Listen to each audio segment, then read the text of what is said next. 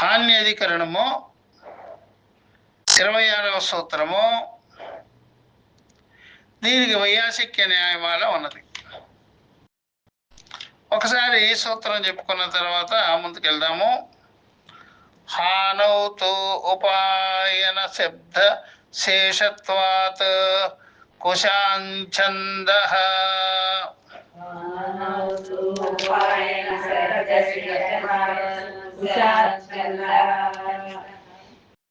స్తుతి ఉపగానవత్ తదుక్తం.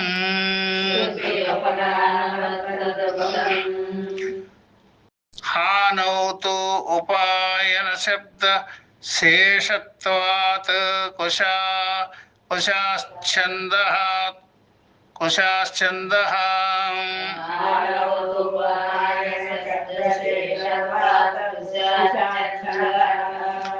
స్తుత్యుపగానవత్ తదుక్తం. ఇక్కడ హానౌ తు ఉపాయన శబ్దశేషత్వాత్ కుశాశ్చందః స్తుత్యుపగానవత్ తదుక్తం. ఇది దీనిలో చెప్తున్నారు ఈ సూత్రము. హాన అంటే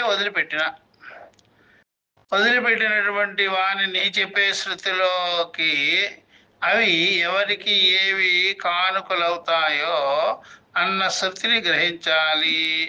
ఉషా, ఛందః, స్తుతి, ఉపగానాలలో వలె అది చెప్పబడినది అని. ఇవన్నీ ఇక్కడ వదిలిపెట్టినటువంటి వాణిని చెప్పేటువంటి శృతిలోకి అవి ఎవరికి ఏవి కానుకలుగా ఉన్నాయో అన్న శృతిని బట్టి గ్రహించుకోవాలి. ఉష అనేది ఉంది, ఛందః అనేది ఉంది, స్తుతి ఉంది, ఉపగానాలు అనేది ఉంది. దాని ప్రకారమే ఇది చెప్పి ఉన్నది అని చెప్తున్నారు. దీనికి వైయాసిక న్యాయమాల చెప్తుంది. ఉపాయనం అనాహార్యం ఆనాయ హ్రియతే అథవా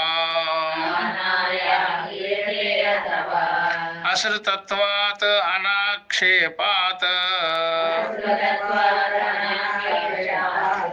విద్యాభేదాశ్చ నాహృతిః.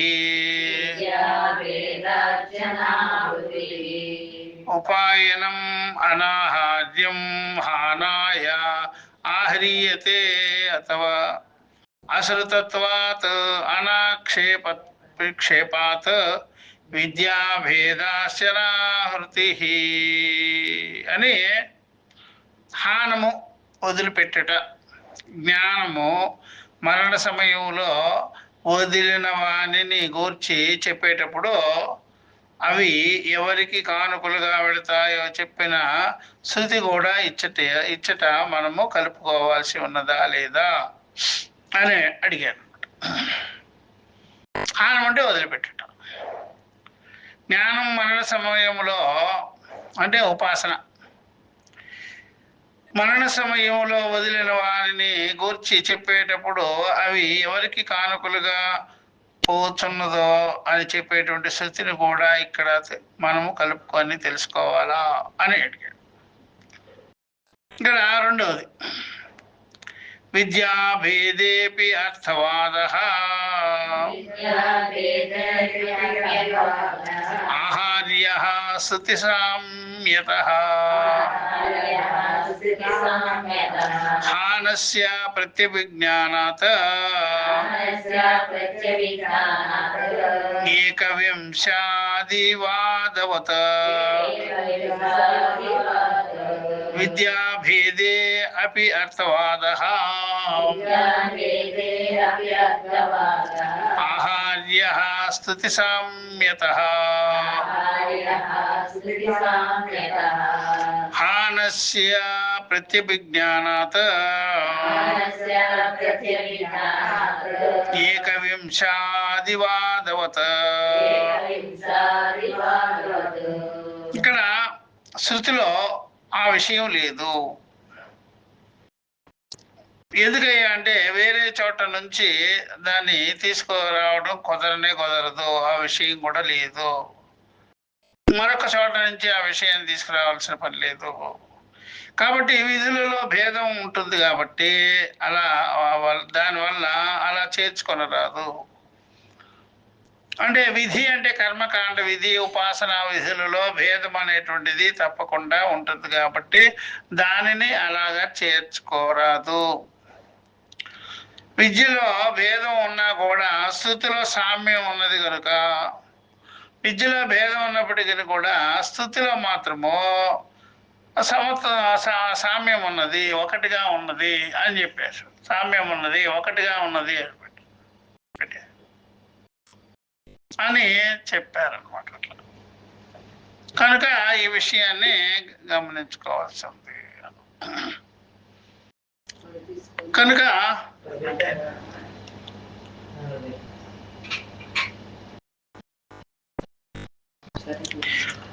కాబట్టి ఇక్కడ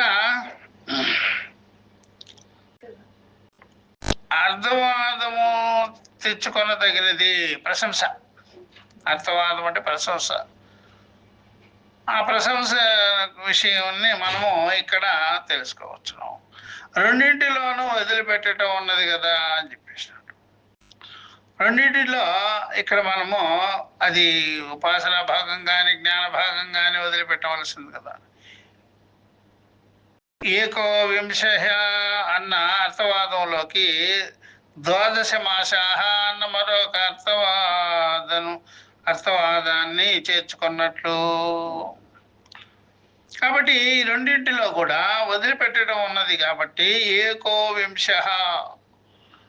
అంటే ఒకటి తక్కువ 19, 21 అన్న అర్థవాదంలోకి ద్వాదశ మాసాహ అన్న మరొక అర్థవాదాన్ని చేర్చుకున్నట్లుగును అని ఈ 2వ శ్లోకం చెప్తుంది. ఇప్పుడు 3వ శ్లోకంలో విధూననం చాలనం శాత్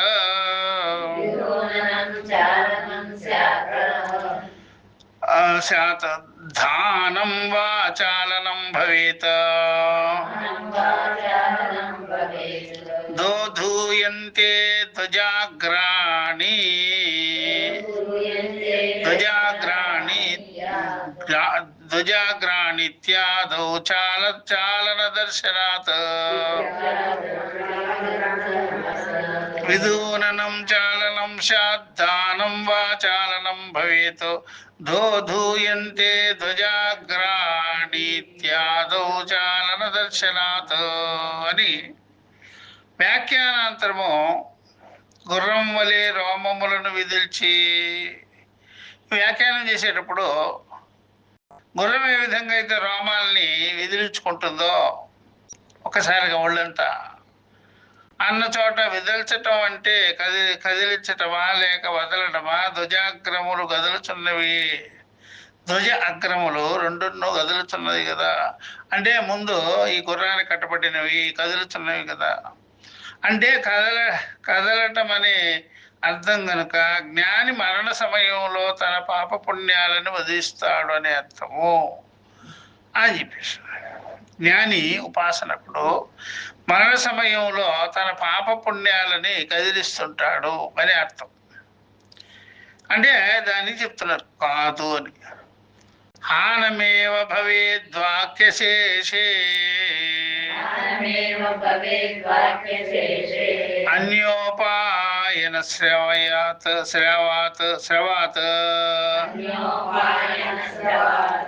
హానమేవ భవేద్వాక్యశేషే అన్యోపాయన శ్రవాత్ కర్త్రా నహి అపరిత్యక్తం అన్యః స్వీకర్తుం అర్హతి. కాబట్టి హానమేవ భవేత్ వాక్యశేషే అన్యోపాయన శవాత్ కర్త్రా నహి అపరిత్యక్తవ్యం అన్యః స్వీకర్తుం అర్హతి. కాదయ్యా, వదలడమే అవుతుంది కదా. వాక్యశేషములో అంటే చివరి వాక్య భాగంలో అవి ఇతరులకు చేరుతాయని చెప్పబడింది కదా. కర్త వదలనిది ఊరికే కదిలించితే ఇతరులు వారిని స్వీకరింపలేదు కదా. కాబట్టి ఇక్కడ వదలడమే కానీ వేరే విషయం కాదు అని ఈ ఎంత ఉపాసన భాగాల్లోనే వచ్చినది అనమాట ఇవన్నీ. దానికి భాష్యంలో ఇక్కడ చెప్తున్నారు. భాష్యంలో అస్తి తాండినాం శృతి అశ్వః ఇవ రోమాణి విధూయ పాపం చంద్రః ఇవ రాహోః ముఖాత్ ప్రముచ్య ధూత్వా శరీరం అకృతం కృతాత్మా బ్రహ్మలోకం అవిసం సంభవామి ఇతి. తథా ఆథర్వణికానాం ఒక్కొక్క ఉపనిషత్తులో ఏమేమి చెప్పినారో ఉపాసనా శాఖలు ఆ విషయాన్ని గురించి చెప్తున్నాను అనమాట. ఇప్పుడు అథర్వణోపనిషత్తులు ఆథర్వణికానాం తథా విద్వాన్ నామ రూపాద్ విముక్తః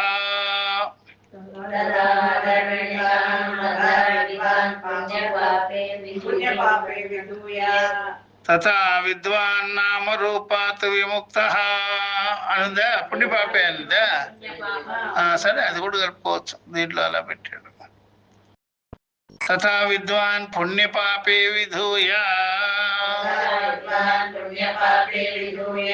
ఇక్కడ ఏమన్నారంటే నామరూపాద్ విముక్త అని చెప్పేసి, అట్లా రెండు ఒకటే. పుణ్యపాపే విధూయ నిరంజన పరమం సామ్యముపైతి.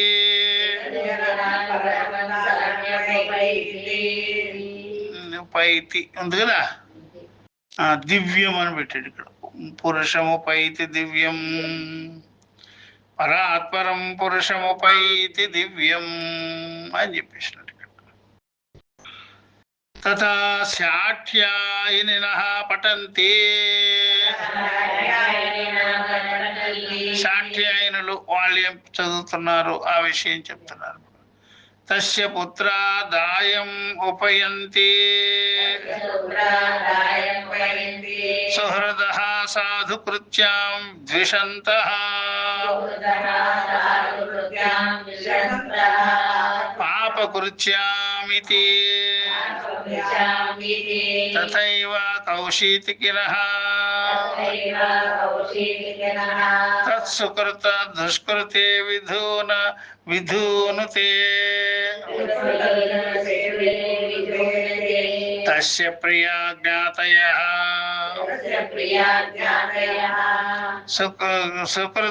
సుకృతం ఉపయంత్య ప్రియాః దుష్కృతం ఇతి.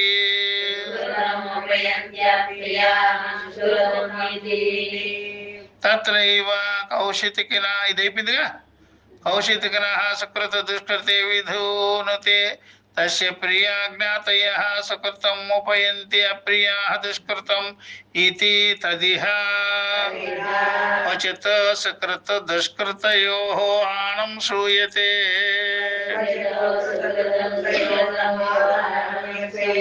క్వచిత్తయోః ఏవ విభాగేన ప్రియైః అప్రియైశ్చ ఉపాయనం క్వచిత్ భయమపి ఆనముపాయనం చ తద్యత్ర ఉభయం శ్రూయతే తత్ర తావత్ न किञ्चित् वक्तव्यमस्ति तत्रापि उपायनमेव श्रूयते यत्रापि उपायनमेव श्रूयते न हानं तत्रापि आथर्वात् एव हानं सन्निपतते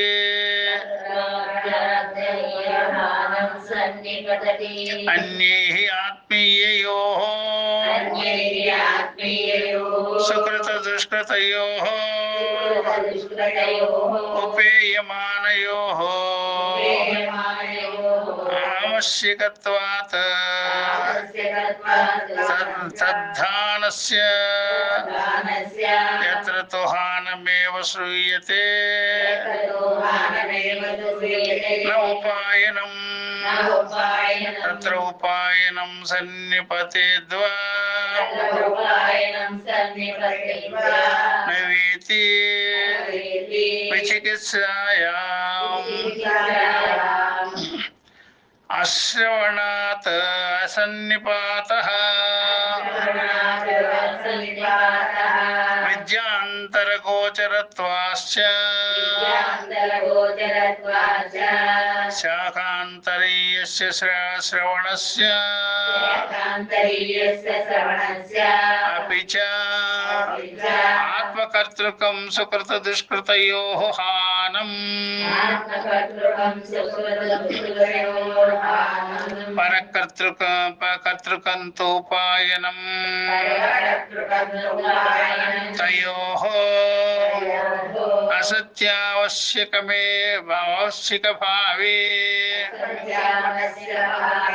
कथं हान उपायनम् आक्षिप्येत तस्मादसन्निपातो हानोपायनस्येति. కాబట్టి ఇక్కడ అస్యాం ప్రాప్తో పఠతి ఈ విధంగా జరిగినప్పుడు ఈ విషయాన్ని చెప్పుచున్నారు హానౌ ఇది. కనుక ఇక్కడ ఆయా శాఖల్లో వదిలిపెట్టడము ఆ విషయాల గురించి చెబుతూ ప్రాణ ప్రయాణ సమకాలంలో ఎలాగైతే హిరణ్మయేన పాత్రేణ సత్యస్యాపిత ముఖం ఏ పూషన్నపావృణో సత్యధర్మాయ దృష్టయే అనే ఉపాసన సమయంలో ఏవేవి వదిలేస్తున్నాడో ఆ విషయాల గురించి ఇక్కడ ఆయా శాఖలు ఎలా చెప్పాయో జ్ఞాన విషయంలో ఏం వదలాలి ఏం పట్టుకోవాలి అనే విషయాల గురించి కూడా చెబుతున్నారు ఇక్కడ. ఉదాహరణకు దృష్టాంతాలు ఇస్తూ గుర్రం విధూయ అంటే గుర్రం విధులించుకుంది ఇళ్ళల్లో. రోమాలను విధిలించినట్లు పాపములను విధిలించుకొని, అది దృష్టాంతం. గుర్రం ఎలా విధిలించుకుంటుందో, ఏదైనా పడుకున్న గేదెలు ఏమైనా లేచిట్లు ఎట్లా విధిలించుకుంటుందో అట్లాగా పాపాలంతా విధిలించుకొని ఈ యొక్క ఉపాసకుడు ఆ యొక్క దేవతను పొందుతుంటాడు. ఇట్లా జ్ఞాని ఏమో పాపాలు రగిలిపోతాయి, కాలిపోతాయి అన్నమాట. జ్ఞానికి విద్యతే హృదయ గ్రంథి జ్ఞానాగ్ని దగ్ధ కర్మ అని, అంతేగాని బెదిరించుకొని అట్లా వెళ్ళటం కాదు. పుణ్యపాపి విధూయా అన్నప్పుడు కూడా ఇది జ్ఞాని అని అనమాట. పాపములు విధిలించుకొని రాహు ముఖము నుండి చంద్రుని వలె బయటపడి, రాహుగ్రస్త చంద్ర, రాహు మింగినటువంటి చంద్రుడు ఏ విధంగా అయితే బయటపడుతున్నాడో తద్వత్ కృతరహితమైన శరీరమును వదిలి కృతార్థుడైన, కృతం అంటే కార్యం, కర్మరహితమైన శరీరము. కర్మరహితమైన శరీరం అంటే జ్ఞానము లేక ఉపాసన కూడా కావచ్చు. వదిలి కృతార్థుడినై బ్రహ్మలోకమును చేరిదెను అని చాందోగ్యం. ఈ విధంగా బ్రహ్మభావాన్ని పొందడము, దేవతని పొందడం, దీన్ని దేవాత్మ గమన విద్య అంటారు. అంతవరకే కృతార్థత. అని. అలాగే అథర్వణ శృతిలో కూడా అలా జ్ఞాని పుణ్య పాపములు వదిలించుకొని నిరంజనుడై పరమ సామ్యమును పొందును అని ఉంది దాంట్లో. దానికి అది ఉంది. దేవతను పొందును, పరమ సామ్యమును పొందును అంటే పరిపూర్ణముగా నుండును. అలాగే ఆకాశవత్ సర్వవ్యాపిగా నుండును. అలాగే శాఠ్యాయనులు చదువుతున్నారు, ఇంకనో శాఠ్యాయనులు కూడా చదువుతున్నారు ఇలాగా. అట్లా కర్మ ఉపాసనలో ఎలాగైతే ఉపాసకుడు దేవతను పొందేటప్పుడు వాడి ఏ విధంగా అయితే పుణ్యపాపాదులంతా నెట్టివేసుకొని దేవతను పొందుతున్నాడో, అలాగే జ్ఞాని పుణ్యపాపాలంతా ఆత్మజ్ఞానంతో నివృత్తి చేసుకొని సస్వరూప మాత్రుడయ్యి సర్వవ్యాపకుడయ్యి పరిపూర్ణుడయ్యి ఉంటున్నాడో ఆ విషయాల్ని కంపేర్ చేస్తూ చెప్తాడు. అలాగే వాని పుత్రులు దాయమును, మిత్రులు సాధు కార్యము ఫలములను, శత్రువులు పాప కార్యములను పొందెదరు. అలా ఎవరెవరు ఏమేం చేసుకున్నారు, కర్మలు, కర్మ ఫలాలు, ఉపాసనలు, దేవత విషయమైనటువంటి సాధనలు, అవన్నీ వాళ్ళు ఏమేం పొందారు. వాళ్ళ పుత్రులు దాయమును, వాళ్ళ పుత్రులు కొంత ఫలాదులను పొందటం, మిత్రులు సాధి కార్య ఫలములను పొందును, శత్రువులైన వారు పాప ఫలములను పొందెదరు. శత్రువులు పాప ఫలాలు పొందుతుంటారు అని. అలాగే కౌశికులు పుణ్య పాపములను విదిలించుకొనును. ఆ విధంగా కౌశికులు చెప్పేది ఏమిటంటే పుణ్యపాపాలంతా కూడా వాళ్ళు వదిలించుకున్నారు. ప్రియ బంధువులు పుణ్యమును, ప్రియ బంధువులే పుణ్యం, అప్రియులు శత్రువులు తను కీడు గోరువారు పాపమును పొందెదరు. కౌశికం ఇలా చెప్పింది. ఇందులో కొన్ని చోట్ల పుణ్య పాపములకు త్యాగం అని చెప్పారు, పుణ్యపాపాలకి ఏమన్నారు, త్యాగం అని చెప్పేసారు, త్యాగం వదిలించుకున్నారు. కొన్ని చోట్ల విడగొట్టి బంధు శత్రువులకు కానుకలుగా చెప్పారు. కొన్ని చోట్ల ఏం చేసినారంటే మనకి ఇష్టమైన వాళ్ళు, ప్రియమైన వాళ్ళు పుణ్యాన్ని పొందుతుంటారు, మనకి ఇష్టం కాని వాళ్ళు, చెడ్డవాళ్ళు, శత్రువులు వాళ్ళు పాపాన్ని పొందుతుంటారు. ఇట్లా లోకంలో కూడా అంతే కదా. తనకి అనుకూలంగా ఉండే వాళ్ళకేమో అశుభము జరుగుగాక అంటాము, తనకు ప్రతికూలంగా ఉండేవాళ్ళు నాశనమైపో అని శాపనార్థాలు పెట్టి అట్లా ఆ ప్రకారంగా చెప్తుంటారు. కొన్ని చోట్ల రెండు చెప్పారు, పుణ్యము చెప్పారు, పాపము చెప్పారు. రెండు చెప్పినట్టు చోట్ల మనం చెప్పవలసినది ఏమీ లేదు, రెండు చెప్పారుగా ఇంకేం చెప్తారు. అట్లా కానుక అంటే జ్ఞానం విషయంలో చెప్పినారు, కర్మోపాసనల విషయంలో చెప్పేసినారు. కానుకలుగా ఇవ్వడం చెప్పిన చోట్ల వదలడం చెప్పినట్లే అవుతుంది. కానుకలుగా ఇవ్వడం చెప్పిన చోట్ల వదలడం చెప్పినట్లే అవుతుంది. నీకు ఇది కానుక, శత్రువులకి వాళ్ళకి పాపం కలగాలని కానుక, మిత్రులైన వాళ్ళకి నా అన్న వాళ్ళకి పుణ్యము లభించాలనేటువంటిది చెప్పినట్లయిపోతుంది. ఈ ప్రకారంగా కానుకలు ఇవ్వడం చెప్పిన చోట్ల వదలడం చెప్పినట్లే అవుతుంది కదా. ఎందుకంటే యుక్త జ్ఞాని యొక్క పాప పుణ్యములు, ముక్త జ్ఞాని, ఎందుకంటే ముక్తుడైనటువంటి జ్ఞాని యొక్క పుణ్య పాపములు ఆయన వదలనిదే ఇతరులకు చేరవు కదా, ఆయన వదిలిపెట్టాలి కదా. ఆయన వదిలి లేదు, పట్టుకున్నది లేదు, ఎవరికి చేస్తాం.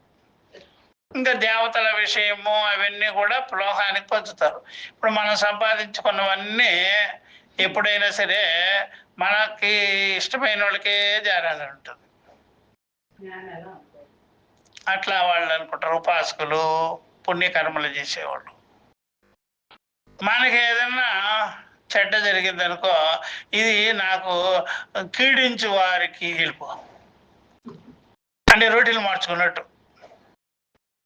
దరిద్ర రొట్టె అంటే దరిద్ర రొట్టెని పనిచేసేది. దరిద్ర రొట్టె ఉంది కదా, ఈ టైప్. ఇట్లా ఒకరికొకరు నదిలో నిలబడి ఇచ్చుకుంటారట. అటు ఇటు ఏమి చెప్పి ఇవ్వాలిగా, అర్థమైందా? చెప్పి ఇవ్వాలి కదా, చెప్పకుండా ఇచ్చేస్తే అది. అట్లా కొంతమంది ఏం చేస్తారంటే నువ్వులు పిండి పెడతారు, నువ్వులు పెడతారు సిమ్మిలి. అంటే ఏ ఉద్దేశంతో పెట్టినావు నువ్వు? నా పాపం అన్నీ నీకు పోవాలి అని కదా. నల్లగొడ్డి ఇయటం, అది ఇయటం, ఇది ఇయటం. అట్లా పుణ్యమేమో వాళ్ళ బిడ్డలకి, పాపమేమో వాళ్ళకి కాని వాళ్ళకి అంత ఇచ్చేట. ఇట్లా శత్రువులకి వెళ్ళిపోయేటట్టు. అట్లాగా మంచి మంచి మంచి మంచి స్థలాలన్నీ వీళ్ళు బిడ్డలు కొట్టేయటం, ఏదో లిటికేషన్ స్థలాలన్నీ వాళ్ళకి రాసేయటం. ఇవే కోరుతాడు మనిషి. నువ్వు పుణ్యం చేసిన వాడైనా, పాపం చేసిన వాడైనా, కర్మ చేసిన వాడైనా, ఉపాసన చేసి ఈ టైపులో ఉంటుంది ఇచ్చేది. జ్ఞానికి ఇచ్చేది ఏముంది? పుచ్చుకునేవాడు ఎవడున్నాడు? జ్ఞానాగ్ని దగ్ధ కర్మ. జ్ఞాని ఎవరికి ఇవ్వడో, పుచ్చుకునేదానికి రెండవ దేవత ఆయనకి లేరు, ద్వైత బుద్ధి లేదు కదా. అందుకని అది తగలబడిపోతుంది ఎవరికి.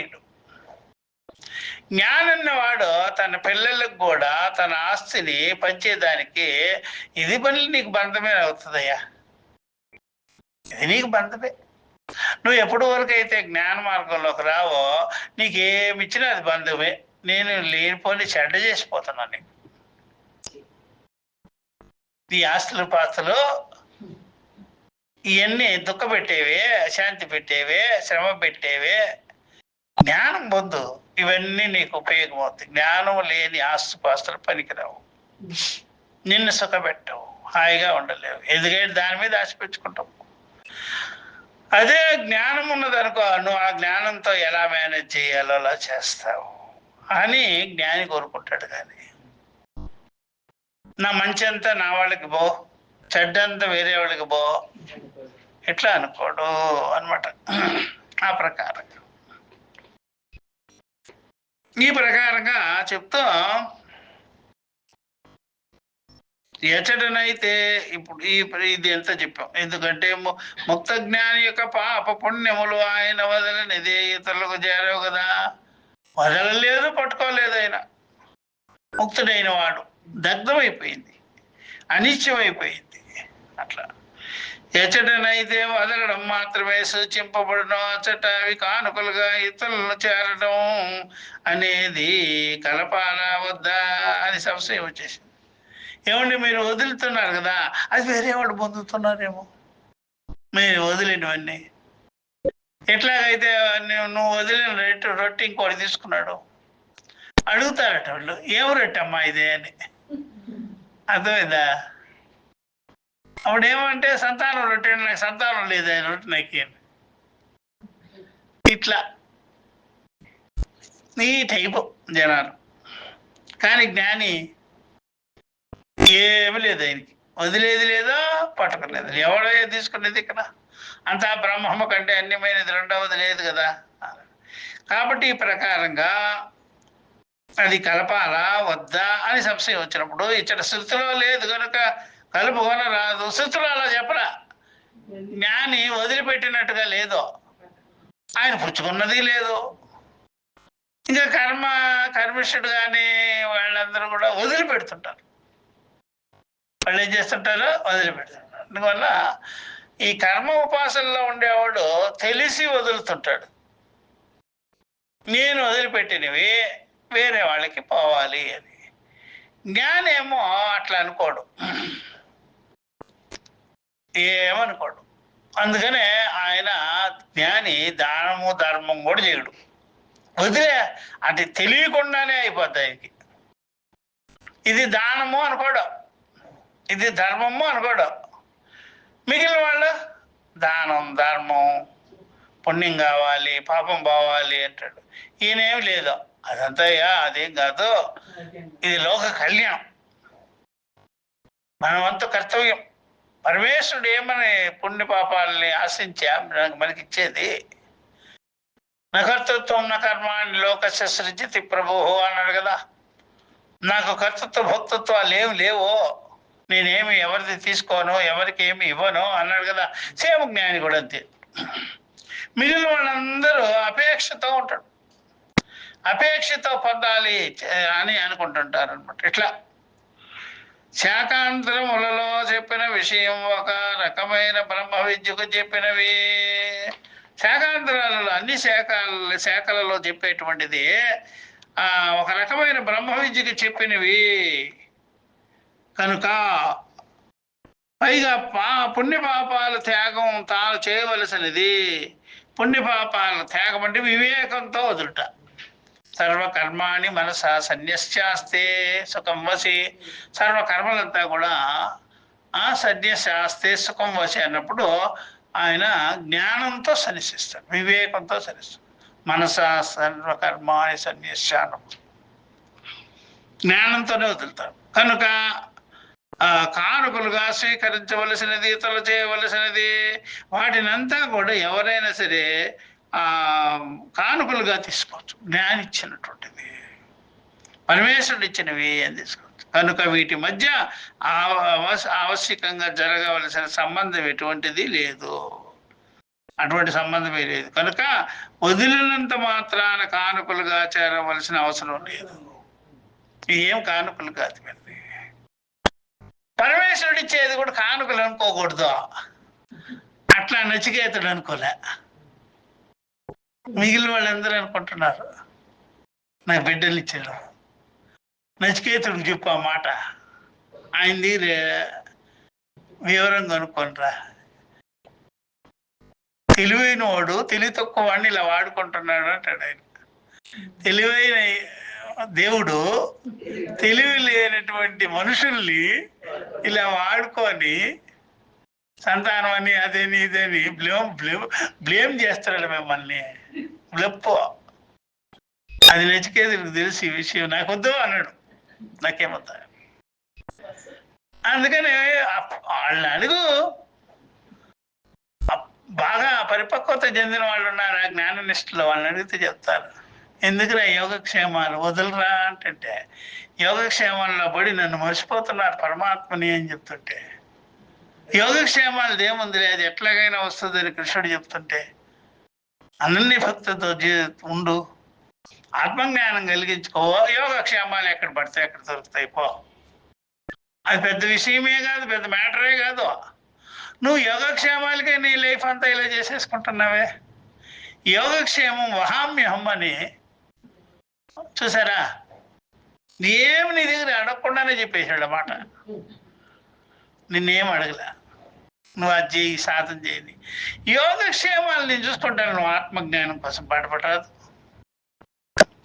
అంటే ఆయన యొక్క ఒత్తిడి యోగక్షేమాల విషయంలో లేదు ఆయనకి, అది ఈజీగా జరుగుతుంది. ఆత్మజ్ఞానానికి రావడం మాత్రమో ఖచ్చితంగా చెయ్యి. ఆత్మజ్ఞానం కోసం ఉండు, యోగక్షేమాలది ఏముందిలే అంటే దాన్ని బట్టి చూస్తుంటే భగవంతుడు కూడా యోగక్షేమాల విషయంలో చాలా అల్పమైన విషయాలు దీన్ని పట్టుకుంటారేంటి అంటున్నాడు ఆయన. అందువల్ల యోగక్షేమాలు కాదయ్యా నువ్వు మనం కోరుకోవాల్సింది ఇక్కడ, అది ఏం జరుగుతుంది, అది ఇలాగే జ్ఞానం కోసం జరగాలి. అసలు యోగక్షేమాలు అనేది గత జన్మలో నువ్వు చేసినటువంటి కర్మలు నీకు అలాగే ఇస్తాయి కదా, ఫలితాలు ఇస్తాయి కదా, మళ్ళీ ఎందుకు కోరుతావు అవి? కాబట్టి జ్ఞానమే కోరాలి. అందువల్ల జ్ఞానం ఇచ్చేదానికి మాత్రము ఏ జన్మలో నువ్వు ఇంతవరకు ఏం చేసుకోవాలి. కాబట్టి యోగక్షేమాలు ఇచ్చేదానికి ఉంది జన్మలో, జ్ఞానాన్ని ప్రసాదించేదానికి ఏ జన్మ లేదు. అది గురువు గారి యొక్క అనుగ్రహం వల్ల నీకు లభించాల్సిందే. కానీ మిగిలిన దేవతలంతా కూడా ఈ సృష్టి స్థితి లయాదులు అనేటువంటిది జగత్తంతా కూడా యోగక్షేమాల్ని నీకు ఇచ్చేదానికే ఉంది. అందుకనే యోగక్షేమాలు ఇచ్చేటప్పుడు కొలతేసి ఎవరు ఎంత కావాలో అది తీసుకోరా అని చెప్తుంది. కొలత పెట్టి ఇడు. సన్మార్గం అయితే నువ్వు అది కాదా కాదా అని చూస్తాడు. యోగక్షేమాల విషయంలో నువ్వు అధికారే కాదని చూసుకోడు. యోగక్షేమాలకి అధికారం ఏముందయ్యా? అయ్యా పెద్ద విషయమే. ఈ ధనధాన్యాలు పొందాలంటే క్వాలిఫికేషన్తో పనే లేదు. మూర్ఖుడైతే చాలు, అజ్ఞాని అయితే చాలు, సంసారి మేమందరం అదే కదా. కాబట్టి నీకు సమాధమాదులు కలగాలి, సాధన చతుశ్రీ సంబంధం కలగాలంటే నీకు అధికారం కావాలి. జ్ఞానానికి భగవంతుడు పరీక్ష చేస్తాడు, కానీ ఈ పుణ్యపాపాలు కర్మఫలాలు ఇచ్చేదానికి దానికి ఒక అధికారి అవసరం లేదు. అనధికారులందరూ దాంట్లో చేరి ఉన్నారు. అందుకని కానుకల విషయం చేరదు అని చెప్పేసాడు అని చెప్తూ రెండో భాష్య భాగంలో చెప్తున్నాడు. రెండో భాష్య భాగంలో ఏమంటున్నారండి? అస్యాం ప్రాప్తో పఠతి హానౌతు ఇది. కాబట్టి దీనికి సమాధానంగా పూర్తి సమాధానం చెప్పాలి. కాబట్టి ఈ సూత్రము కేవలము చెప్తుంది. హానౌతు ఇది కేవలం త్యాగము చెప్పిన చోట కూడా కానుక విషయం కలుపుకొనవలెను. త్యాగానికి అదే శేషం కనుక కౌశీతికి రహస్యంలో హాన శబ్దానికి శేషంగా కానుక శబ్దం కనబడినది కనుక అని చెప్తున్నాడు. హానౌతు ఇది హానౌతు ఏతస్యాం కేవలాయామపి శ్రూయమాణాయాం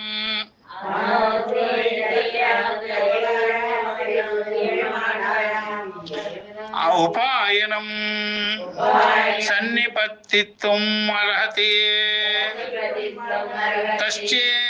తశ్చేషత్వాత్ హాన శబ్దశేషో హి ఉపాయన శబ్దః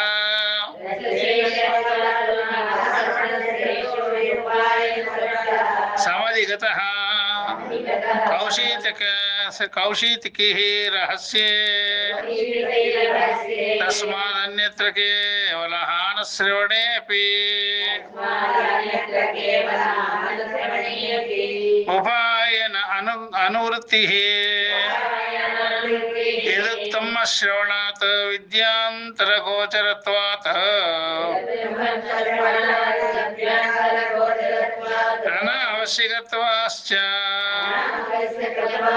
అసన్నిపాతః ఇతి తదుచ్యతే.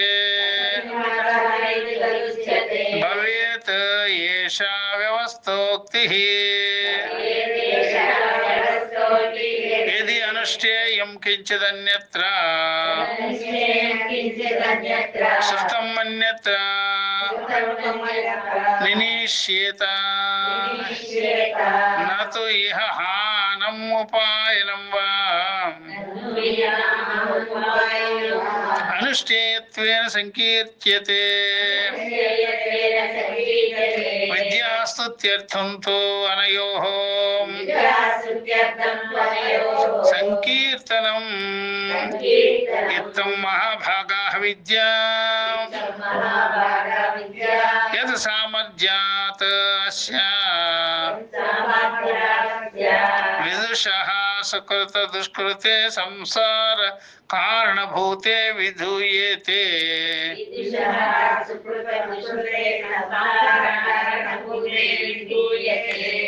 తే చ అస్య సుహృత్ దిశస్సు నివిశేతే ఇతి.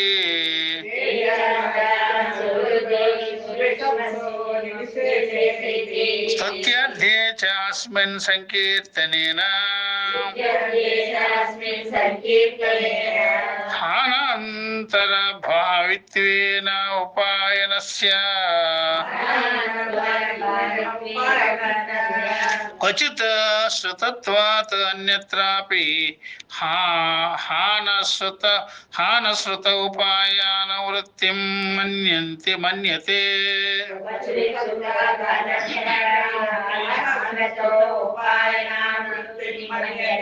స్తుతి ప్రకర్షలాభాయ ప్రసిద్ధా చ అర్థవాదాంతరాపేక్షా అర్థవాదాంతర ప్రవృత్తి ఏకవింశో వా ఇతః అసౌ ఆదిత్యః ఇత్యేవమాదిషు కథం హి ఇహ ఏకవింశత ఆదిత్యస్య అభిధీయత అనపేక్షమాణే అర్థవాదాంతరే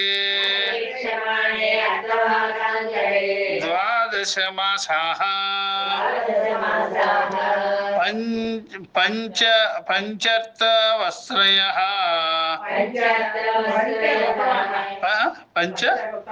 పంచఋతవః శ్రయః ఇమే లోకాః असौ आदित्यः एकविंशः इति अस्मिन्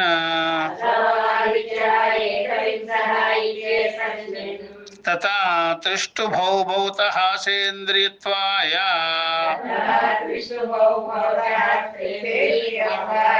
इति एवमादिवादेषु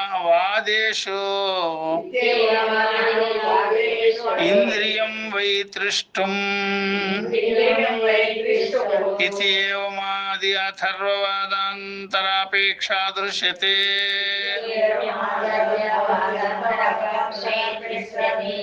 विद्यास्तुत्यर्थत्वाश्च अस्य उपायनवादस्य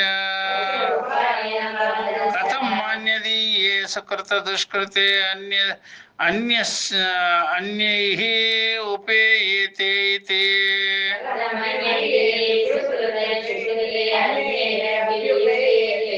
अतीवाभिनिवेष्टव्यम् उपायन शब्दशेषत्वादिति च शब्दं समुच्चारयन्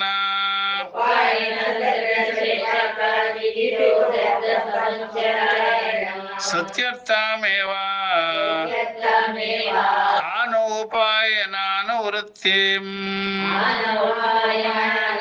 सूचयति गुणोपसंहार विवक्षायां हि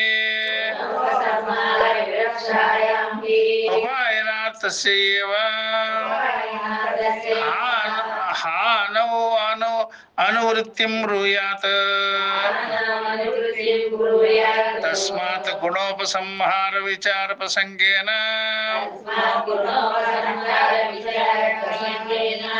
स्तुति उपसंहार प्रदर्शनार्थमिदं सूत्रम् ఇంతవరకు చెప్పుకొని ముందుకు వెళ్దాం, తర్వాత చెప్తాం. కాబట్టి ఇక్కడ పెద్ద భాష్యం ఇది, ఇదం సూత్రం ఇంతవరకు. కనుక సమాధానం చెప్తూ కేవలం సూత్రం, కేవలం త్యాగం చెప్పిన చోట కూడా కానుక విషయం కలుపుకొనవలెను. త్యాగానికి ఇదే శేషం గనుక కౌశికి బ్రాహ్మణ రహస్యంలో హాన శబ్దానికి శేషంగా కానుక శబ్దం చెప్పబడి ఉన్నది, మనకు తెలుస్తున్నది. హాన శబ్దానికి వాళ్ళు ఏమన్నారంటే కానుక శబ్దం. కనుక ఇతర శాఖలలో కేవలం త్యాగం వినబడిన కానుకల విషయం తెచ్చుకొనవలసినది. ఎక్కడైనా ఈ ఇతర శాఖల్లో త్యాగం అనే శబ్దం వచ్చిందనుకోండి, అది ఉపాసన విషయాలంతా కూడా కానుక శబ్దంగానే తీసుకోవాలి. ఎట్లాగా కానుక అంటే, ఎప్పుడైనా పరమాత్మకి మనము అర్పితమవుతాం. కానుక నేనే కానుక స్వామి, తలనీలాలు కానుక, ధనధాన్యాలు కానుక, ఈ మనోకాయములు కానుక అన్నట్టుగా నేనే కానుక అన్నట్టు. అట్లాగా కానుక అన్న త్యాగమన్న ఒకటే అర్థంలో తీసుకోవాలి. వదిలిపెట్టడం, తెచ్చుకొనవలసినది. మీరు అన్నారు శృతిలో లేనందువలన, అవసరం లేనందువలన కానుకల విషయంలో కలుపుకోవాల్సినది కాదయ్యా. దానికి సమాధానం చెప్తాం. మీరు చెప్పిన విషయం వ్యవస్థ ఏదైనా ఆచరించవలసిన కర్మను చెప్పినప్పుడు అది కుదురుతుంది. ఏదైనా ఆచరించేటప్పుడు ఆ కర్మను చెప్పేటప్పుడు అది కుదురుతుంది. ఒక చోట ఉన్న కర్మను మరొక శాఖలోనికి చేర్చవలసి వస్తుంది. కానీ ఇచ్చట త్యాగం కానీ కానుకలు కానీ ఫలశ్రుతులే కానీ ఆచరించవలసిన కర్మలు కావు. అది ఫలాన్ని గురించి చెప్పేటువంటి శృతి చెప్పింది, అంతేగాని అది కర్మ కాదు. త్యాగం చేయడము కర్మ కాదు, కానుకగా ఇవ్వడము కర్మ కాదు. అది కర్మ త్యాగమే అవుతుంది, చేయడమే అయిపోతుంది. కనుక విద్యలను స్తుతించటము, ఇక్కడ విద్యని ఉపాసన కర్మ వాటిని స్తుతించేటప్పుడు కోసమే వీటిని చెప్పారు. ఆయనకి అన్నీ ఇయ్యాలయ్యా, సమర్పితం చేయాలయ్యా, ఆయనకి కానుక ఇదయ్యా అని చెప్తారు కదా. ఆ ప్రకారంగా చెప్పిన విషయాలు ఇవన్నీ. విద్య ఎంత గొప్పదంటే దీని సమర్థత వలన జ్ఞాని యొక్క సంసార కారణమైనటువంటి పుణ్య పాపములు అవే రాలిపోతాయి. అట్లాంటి విద్య అనమాట. విద్య చాలా గొప్పది. బ్రహ్మ విద్య, జ్ఞాన విద్య, ఆత్మ విద్య. ఎందుకంటే దీన్ని సమర్థత వలన, ఆ విద్య యొక్క సామర్థ్యం వలన, ఆ విద్య యొక్క గొప్పతనం వలన జ్ఞాని యొక్క జ్ఞానికి ఈ సంసార కారణమైనటువంటిది ఈ పుణ్యపాపాలు అవన్నీ తనంతట తాను రాలిపోతాయి. ఎట్లాగంటే చూసారా, అది దోసకాయ ఎలాగా తొడి వదిలిపోల. త్రయంబకం యజామహే సుగంధిం పుష్టివర్ధనం, అది మృత్యు అట్లా రాలిపోతాయి.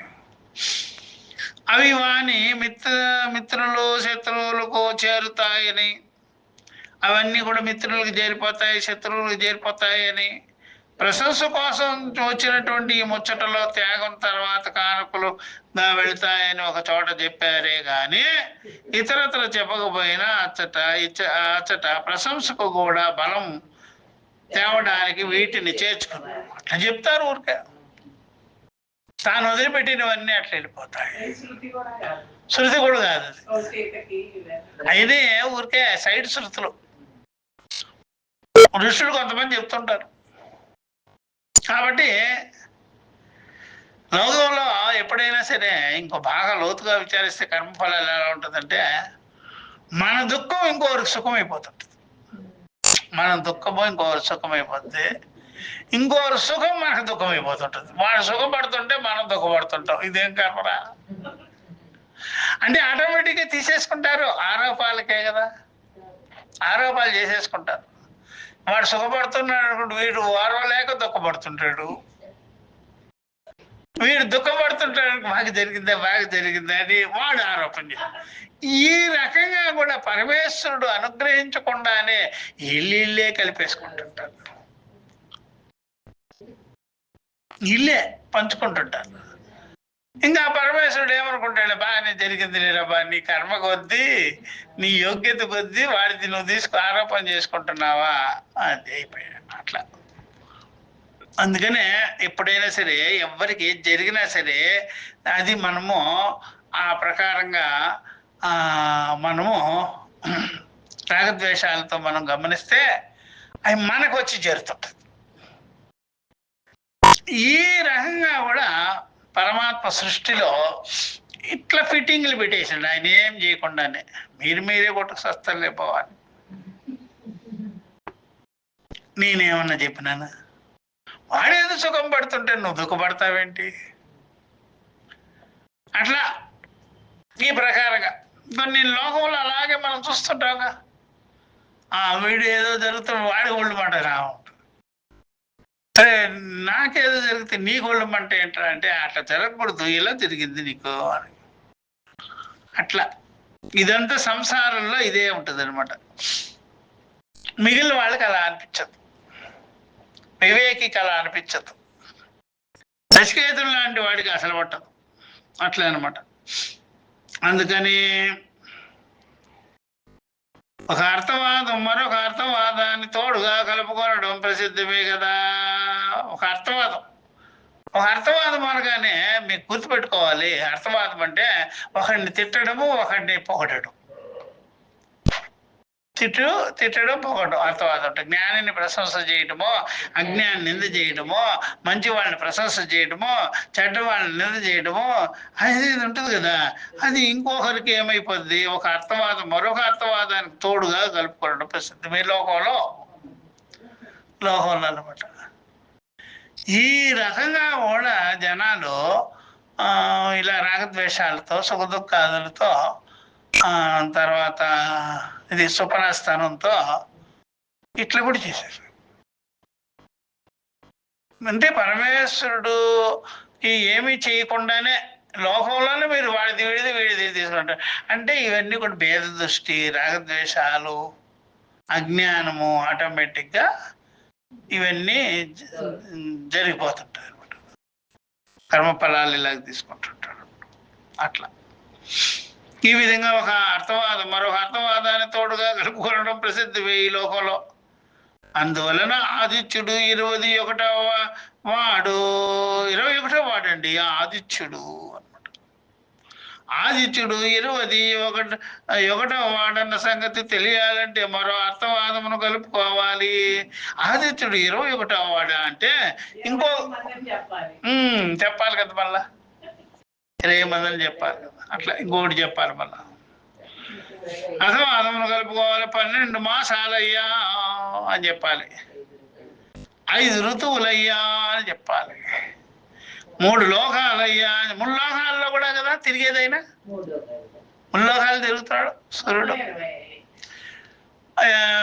అంత ఈ లోకంలో తిరుగుతున్నాడు, అంతరిక్ష లోకంలో తిరుగుతున్నాడు, ద్విలోకంలో తిరుగుతున్నాడు, అంతగా తిరుగుతున్నాడు అనమాట. ఎవరో సూర్యుడు 12 మాసాలు తిరుగుతున్నాడు.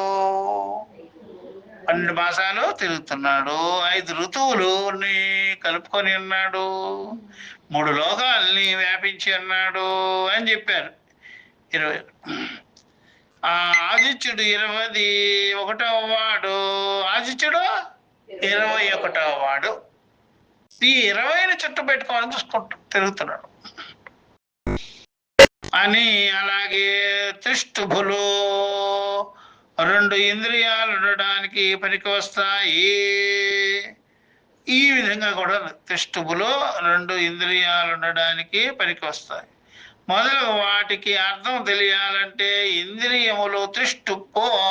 ఇంద్రియాలేమో త్రిష్టుప్పు, కర్మేంద్రియాలు, జ్ఞానేంద్రియాలు, సరే అంతఃకరణం మొదలగు అర్థవాదములుగా కావలసి ఉంటుంది. ఈ అర్థవాదాలతో చేసుకోవాలి.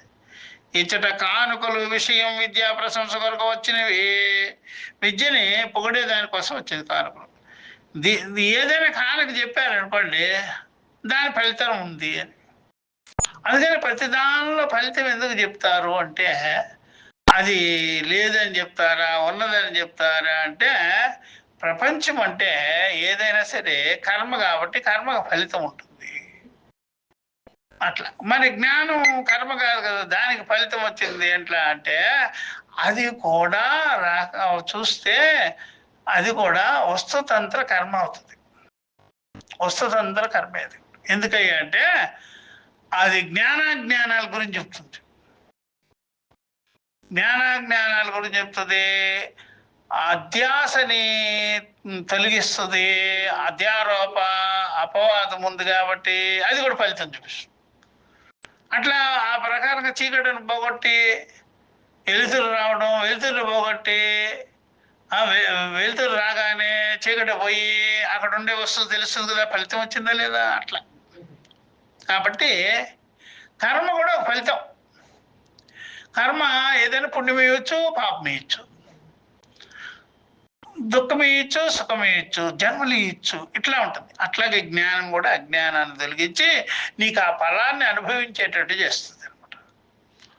అందువల్ల జ్ఞాన ఫలం ఎలాంటిది అంటే ముక్త, దుఃఖరహిత, ద్వైతము లేనిది, ఇట్లా ఉంటుంది జ్ఞానం.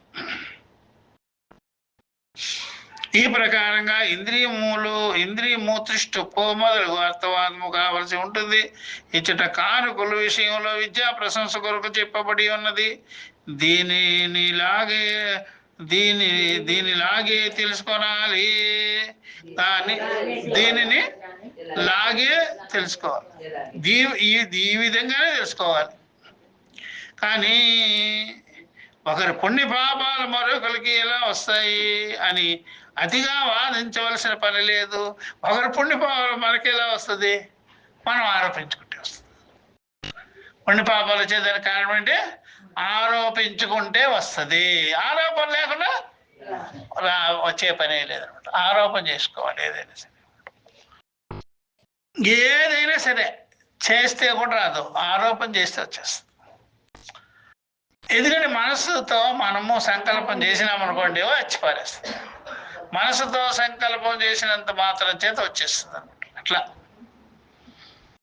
అందుకని పుణ్య పాపాలు మరొకరికి ఎలా వస్తాయి అని అతిగా వాదించవలసిన పని లేదు. అందువలనే సూత్రకారుడు ఇలా చెప్పాడు అనమాట. వ్యాసుడు వారు ఉపాయన శేషత్వాతో అనకుండా ఉపాయన శబ్ద శేషత్వాత అన్నాడు. ఉపాయన శేషత్వాతో అనకుండా ఉపాయన శబ్ద శేషత్వాత అలాంటి శబ్దాలు ఉన్నాయి అని. కేవలం విద్యా మహిమ ప్రశంస కోసమే ఈ అతిశయోక్తి విద్య యొక్క గొప్పతనాన్ని చెప్పేదాని కొరకే వచ్చిందనమాట ఇవన్నీ. అప్పుడు విద్య చెప్పినప్పుడు ఈ విద్యలో ఇంతుందా, ఈ విద్యలో లేకపోతే ఇంత దుఃఖమా, ఇంత గర్భబంధమా అని తెలుస్తుంది అనమాట. అట్లా అలా కాకుండా నిజంగా అలా కానుకలుగా వచ్చేటట్లయితే ఉపాయన శేషత్వాత అనేవాడు. కానుకలుగా వచ్చింది అనుకోండి మనకి కర్మ ఫలాలు, అప్పుడు ఉపాయన శేషత్వాత అనేవాడు. కానీ ఉపాయన శబ్ద శేషత్వం ఉపాయాల గురించి చెప్తుంది కనుక అలా కాదు. ఈ సూత్రము గుణాలను కలుపుకునే విషయం గురించి విచారణలో స్తుతిని కలుపుకొనడం కూడా దాని గురించి చెప్పడం కోసం వచ్చింది. కాబట్టి గుణాలని కలుపుకోవటం కాదు, దీనిలో స్తుతిని కలుపుకునేదానికి దీని ప్రశంస చేయాలి. విద్య ఇలాంటిది, కర్మ ఇలాంటిది, ఉపాసన ఇలాంటిది, ఈ ఫలాల వల్ల వచ్చేటువంటిది ఫలితాలు ఇలాంటిది అని ప్రశంస చేసేదానికి, స్తుతి చేసేదానికి వచ్చింది. కాబట్టి దీన్ని బట్టి మనము పుణ్యం ఏంటి, పాపం ఏంటి, ఇహపర విషయములు ఏమిటి అనేదంతా కూడా మనకి తెలుస్తుంది అని చెప్పారు. అట్లాగే ఇక్కడ ఇంకొక భాష భాగంలో చెప్తూ ఇట్లా అన్నారు. కుశాశ్చంద్ర స్తుతి ఉపగానవత్ ఇది ఉపమానోపాదానం తద్యదా బాల్లవినాం కుశావానస్పత్యాః స్తః తామాపాతః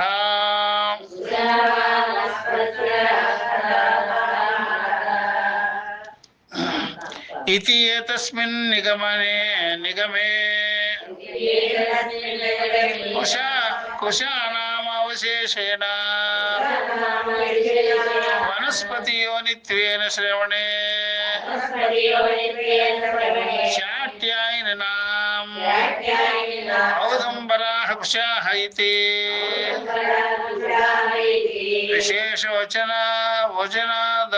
वचनादौ दुम्बर्यः औदुम्बर्यः विशेषणवचनात् औदुम्बर्यः कुशाः आश्रियन्ते यथा च क्वचिद्देवासुरच्छन्दसामविशेषेण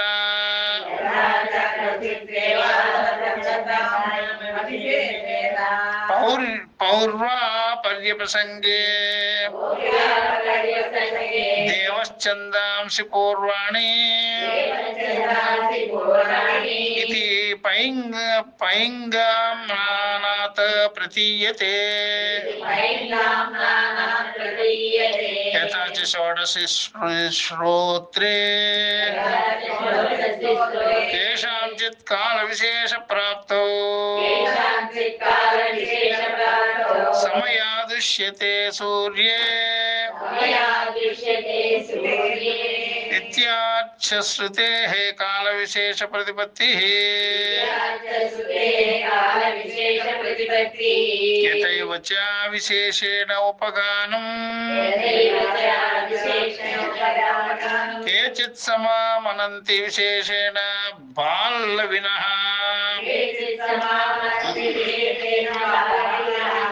యతైతేషు కుశాదిషు శృత్యంతరగత అన్వయః ఏవం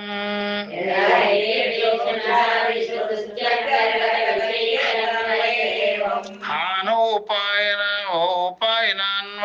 ఇత్యర్థః. శృత్యంతరకృతం హి విశేషం శృత్యంతరే అనభ్యుపగచ్చతః సర్వత్రైవ వికల్పః స్యాత్ స చ అన్యాయః సత్యం గతో తదుక్తం ద్వాదశ లక్షణ్యాం అపి తు వాక్యశేషత్వాత్ పర్యుదాసః స్యాత్ ప్రతిషేధే వికల్పః స్యాత్ ఇది జైమిని సూత్రః. జైమిని సూత్రంలో ఏం చెప్పారో ఇవన్నీ కూడా ఇక్కడ చెప్పారు. ఇందుకు సమానంగా కుశలు ఛందస్సు స్తుతి ఈ ఉపగానములను చెప్పారు. బాలవుల శృతిలో ఈ ప్రకారంగా కుశలారా మీరు వనస్పతికి సంబంధించిన వారు, మీరు నన్ను రక్షించండి అని ఈ నిగమంలో కుశలు సామాన్యంగా వనస్పతుల వలన తయారైనవి. కుశలు అంటే దర్భాలు, కుశం అంటే దర్భం, గడ్డి, దర్భం.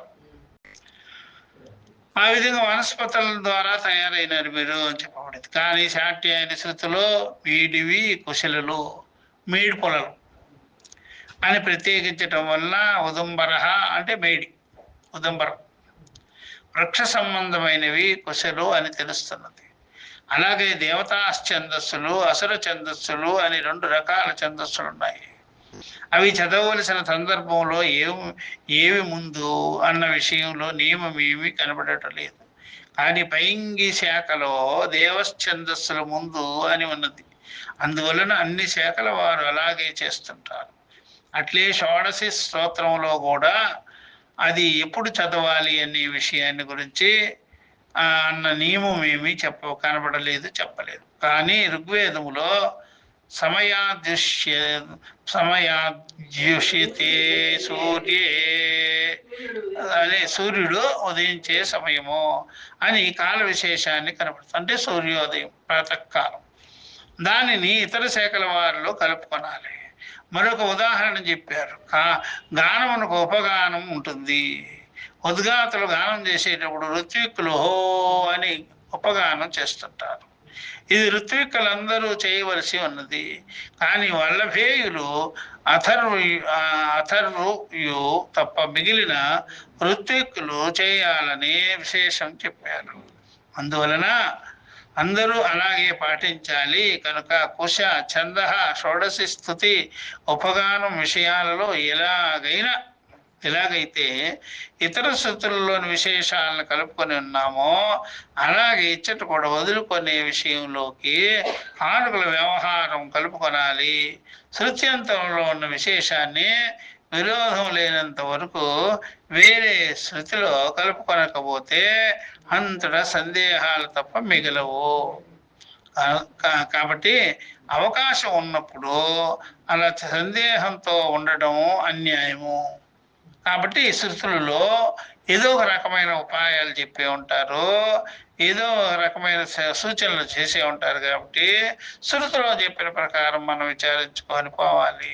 శృతులన్నీ ఒకటేనని లెక్క కనుక ప్రతి శృతి కూడా విషయాన్ని చెప్పేదానిలో ఒకే విధంగా ఉంటుంది. కాబట్టి ద్వాదశ లక్షణి అనగా 12 అధ్యాయాలు గురించి చెప్పినటువంటి జైమిని పూర్వమీమాంసా శాస్త్రంలో ఈ విషయాన్ని చెప్పారు.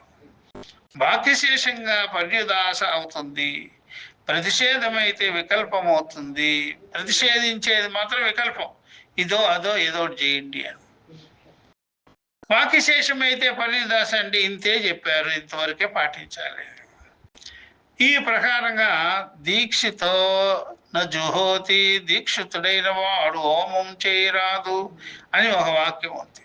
యావజ్జీవం అగ్నిహోత్రం జుహయాతో, జీవించుండేంత వరకు కూడా అగ్నిహోత్ర కర్మలు చేస్తూ ఉండము అని మరొక విధి ఉంది. ఇక్కడ హోమం వికల్పమైనది. హోమం ఇది చేసి చెయ్యి, లేకపోతే ఇంకోటి చెయ్యి. అందువలన దీక్షిత అని పర్యుదాస చేస్తారు. అంటే దీక్షితుడు కాని వాడు హోమం చేస్తాడు. కాగా రెండు వాక్యాలు ఒకే వాక్యం అనుకుంటే దీక్షితుడు కాని వాడు యావజ్జీవము హోమం చేస్తాడు అని అవుతుంది. అప్పుడు వికల్పము ఉండకుండా ఉంటుంది. పర్యుదాసం అంటే రాకముందే నిషేధించడం, అది రాకముందే నిషేధం అంటే వచ్చిన తర్వాత నిషేధించటం. ఇందులో రావడం కాదనడం రెండు ఉంటాయి. రావడం ఉంటుంది, నిషేధించటం ఉంటుంది. కనుక వికల్పం ఉంటుంది. వికల్పం ఎప్పుడు కూడా ఇది చెయ్యి, ఇది కాకపోతే ఇంకోటి చెయ్యి, వదిలిపెట్టు, చెయ్యి అని ఉంటుంది. వికల్పంలో 8 దోషాలున్నాయి. ఎందువలన సాధ్యమైనంత వరకు దానిని తప్పిస్తారు. 8 దోషాలు కలిగి ఉంటాయి వికల్పాల్లో. మీమాంసకులు చెప్తుంటారు అన్నమాట. మీమాంసకులు కర్మిష్ఠులు. మీమాంసకులు చెప్తుంటారు, ఉదాహరణకి వ్రీహిలతో యాగం చేయాలి, ధాన్యాలతో, నవధాన్యాలతో యాగం చేయాలి. యవలతో యాగం చేయాలి అని, యవములో, జొన్నలో, గోధుమలో, బియ్యము, అట్లా. ఇది వికల్పం అవుతుంది. దీనివలన 8 దోషాలు ఇందులో మొదటి వాక్యం గ్రహించి వ్రీహి యాగం చేస్తే వస్తుంది. ఒకటి చెప్తున్నాడు, ఈ యవవాక్య ప్రామాణ్యం పోవటం, యవవాక్యానికి ప్రామాణికత లేకుండా పోవటం, అది వ్రీహి యాగంతో. దానిని అప్రమాణం అనడం అవుతుంది. అట్లా చెప్పలేదు కదా, ఎందుకు చేస్తున్నామని. ఎప్పుడైనా ఎవరితో చేస్తే అప్పుడు వదిలిన ప్రామాణ్యం మరలా తెచ్చుకోవడం అయిపోతుంది, స్వీకరించిన అప్రామాణ్యం వదలడం అయిపోతుంది. అలాగే వ్రీహి వాక్యం వదిలి యమవాక్యం స్వీకరించితే ఇటివే 4 దోషాలు వస్తుంటాయి. కనుక వికల్పం స్వీకరించరు. తప్పకపోతే తప్పదు. వికల్పం స్వీకరించే చోట స్వీకరించాలి, మిగిలిన చోట స్వీకరించకూడదు. ఇదంతా కర్మభాగానికి వికల్పాలకు సంబంధించి చెప్పిన విషయాలు. లాస్ట్ పాయింట్ ఇది కూడా చెప్పేసి అయిపోయింది. అథవా ఏతాసు ఏవ విధూనన శృతిషు ఏతేన సూత్రేణ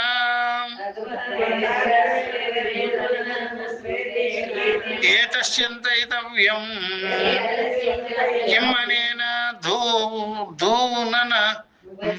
దూనన వచనేన సుకృత దుష్కృతయోః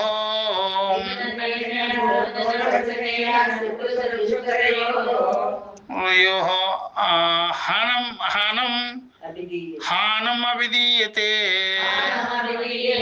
కిం వా అర్థాంతరమితి తత్ర చ ఏవం ప్రాపయితవ్యం హానం విదూనం అనవిధీయతే ధూన్ కంపనే ఇతి స్మరణాత్ దోధూయంతే ధ్వజాగ్రాణి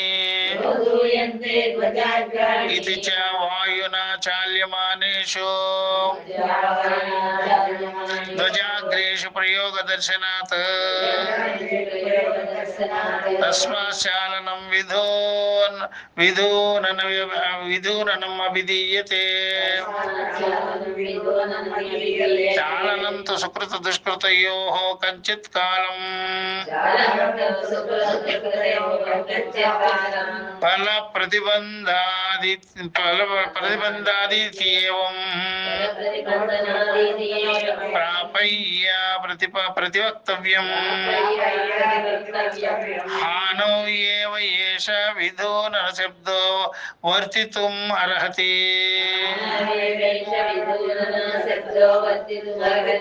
ఉపాయన శబ్ద శేషత్వాత్ నహి పరపరిగ్రహ భూతయోః సుకృత దుష్కృతయోః అప్రహీణయోః పరైః ఉపాయనం సంభవతి.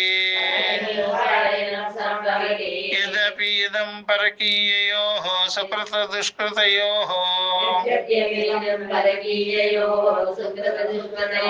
పరైః ఉపాయనం నా సంజసం సంభావ్యతే తథాపి తత్సంకీర్తనాత్ తావత్ ఆనుగుణ్యేన హానమేవ విధూనన నామేతి. నిర్ణేతుం శక్యతే క్వచిదపి చ ఇదం విధూననం విధూనన సన్నిధాన ఉపాయనం శ్రూయమాణం కుశాశ్చందః స్తుతి ఉపగానవత్ విధూనన శ్రుత్యా సర్వత్రాపి అపేక్షమాణం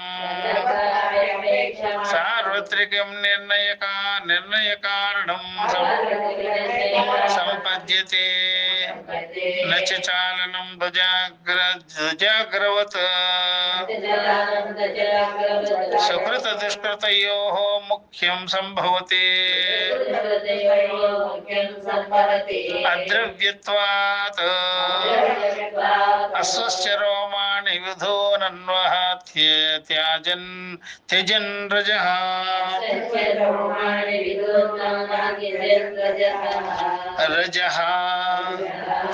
సహైవ తేన రోమాణి అపి జీర్ణాని ఛాతయతి. అశ్వః ఇవ రోమాణి విధూయ పాపం ఇతి చ బ్రాహ్మణం అనేకార్థత్వ అభ్యుపగమస్య ధాతూనాం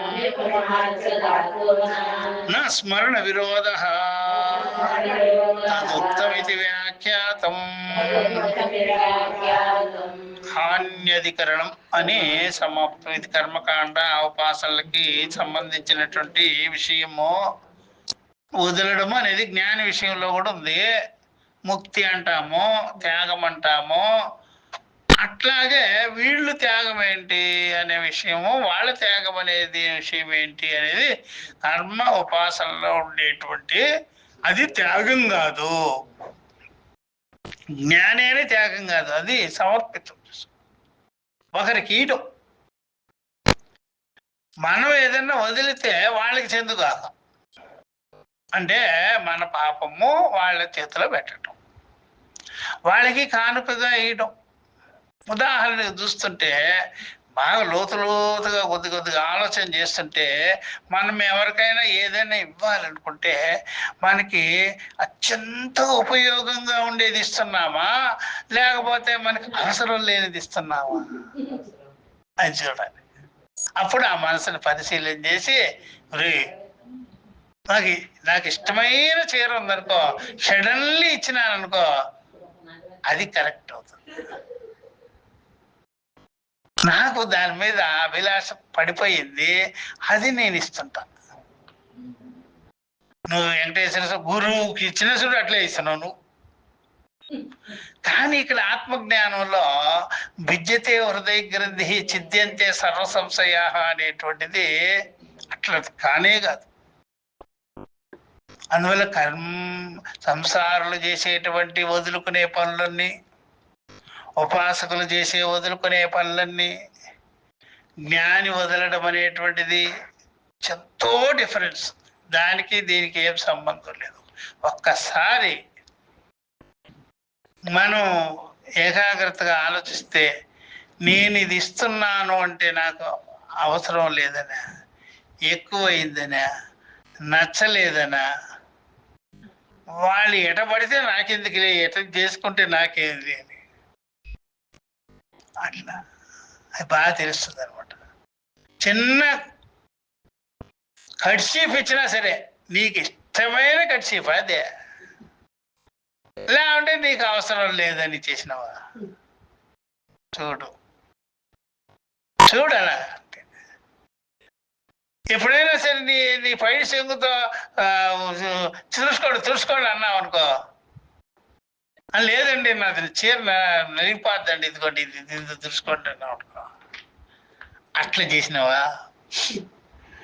కాబట్టి ఏ రకంగా నువ్వు వదులుతున్నావు విముక్తి అనేది జ్ఞానిది, కర్మిష్ఠులది, ఉపాసకులది, లోకులు చేసే పనులు ఇంత డిఫరెన్స్ ఉంటున్నాయి, చూసుకుంటే తెలుసు. అందుకని ఆ కాశీలో నీకు ఇష్టమైన పదార్థం గంగలో వదిలిపెట్టు అంటారు. అర్థమైందా? నువ్వేం చేస్తావు, కాయగూరల వరకే చూస్తుంటావు, కానీ ఎప్పుడు చూసినా కిడ్నీలు వదిలేస్తే పోతి గోల. అర్థమైందా? లేకపోతే ఎప్పుడు దెబ్బలాడుతుంటావు మీ ఆయన్నే, ఎప్పుడు చూసినా కాశీకి పోయినప్పుడు ఇన్నే దోచి పేడ పోతుంది దెబ్బకి, చేయగలవా?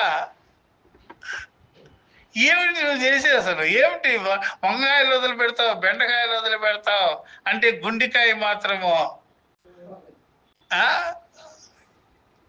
చూడు, ఇష్టం లేదా ఇదే? బెండకాయలు ఇష్టం కాబట్టి వదిలేశాను స్వామి, దొండకాయలు ఇష్టం కాబట్టి వదిలేశాను స్వామి, గుండెకాయ ఏం చెప్పు అంతే, పరీక్ష చేసుకో. అందులో జ్ఞానులు వదిలేది, ఈ కర్మిష్ఠులు, ఉపాసకులు, ఈ సంసారంలో వదిలిపెట్టేవి చాలా వ్యత్యాసం ఉంటుంది. అది వేరు, ఇది వేరు.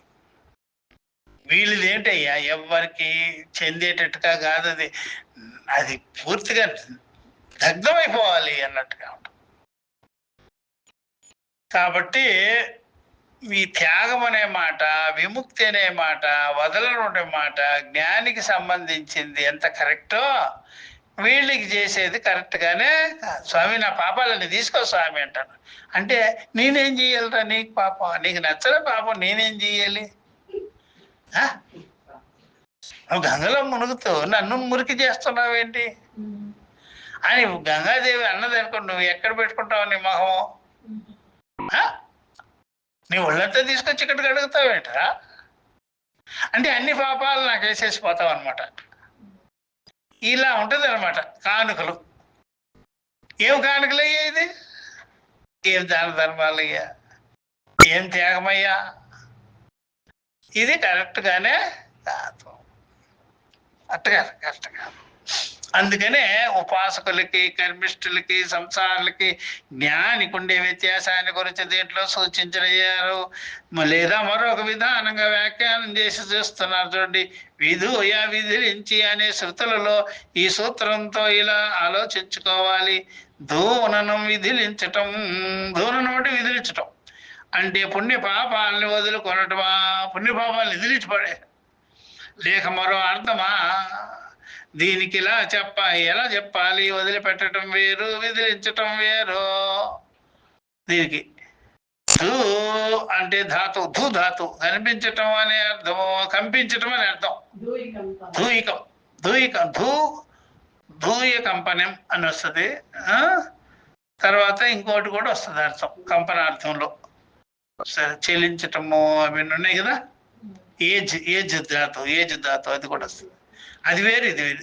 ధూ ధాతు ఇక్కడ జెండా కొనలు కదులుచున్నవి ధూయంతి అని అంటాం. జెండా కొన కూడా కదులుతుంది.